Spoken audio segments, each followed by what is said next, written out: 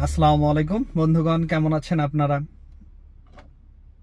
নিশ্চয়ই আপনারা অনেক ভালো আছেন। আমিও আপনাদের দোয়ায় মহান রব্বুল আলমিনের অশেষ মেহেরবানিতে আমিও ভালো আছি। আজ এই রাত্রিবেলায় আপনাদের উদ্দেশ্যে আমি দুই একটা কথা বলার পর ছোট্ট একটি কবিতা আবৃত্তি করে শোনাবো। জানি না কতটুকু আবৃত্তি করে শোনাতে পারবো, তবে আমি চেষ্টা করব।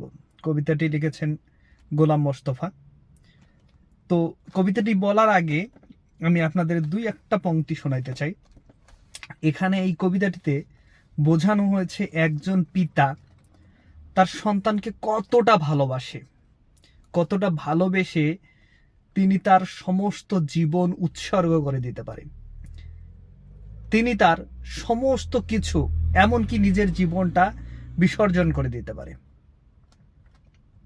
আজ সেই পিতা যিনি আমাকে কোলে কাকে বড় করেছেন, যার জন্য আমি আজকে এত বড় হয়েছি, সেই পিতার সেই অগাধ ভালোবাসা, সেই জীবনের স্যাক্রিফাইস, এই জিনিসগুলো ভুলে গিয়ে আমরা যখন নিজেকে স্বাবলম্বী দাবি করি, নিজেকে স্বয়ং সম্পূর্ণ দাবি করি, এটা আমাদের সম্পূর্ণ ভুল।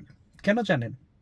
কারণ যেই পিতা আমাকে বড় করেছেন তার সমস্ত কিছু দিয়ে, সেই পিতার মূল্য যখন আমরা করব না, আজ বাদ কাল আমাদের সন্তানও আমাদেরকে সেই মূল্যটা করবে না, মূল্যায়ন করবেই না। তাই সময় থাকতে বাবার গুরুত্ব বুঝতে হবে, বাবাকে গুরুত্ব দিতে হবে, তবে আমার সন্তান আমাকে গুরুত্ব দিবে। যাই হোক, অনেক কথা বলে ফেললাম। তো আমি আমার কবিতাটি আবৃত্তি করে আপনাদের সামনে শোনাইতে যাচ্ছি। আমার ভুলভ্রান্তি হলে মাফ করে দিবেন, কারণ আমি কোনো কবি নই।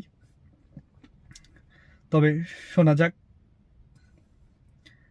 বাদশা বাবর কাঁদিয়া ফিরিছে, নিন্দ নাহি চোখে তার, পুত্র তাহার হুমায়ুন বুঝি, বাঁচে না এবার আর। চারিধারে তাহার ঘনায় আসিছে মরণ অন্ধকার, রাজ্যের যত বিজ্ঞ হেকিম কবিরাজ দরবেশ এসেছে সবাই, দিতেছে বসিয়া ব্যবস্থা সবিশেষ, সেবা যতনের বিধিবিধানের ত্রুটি নাহি একলেশ।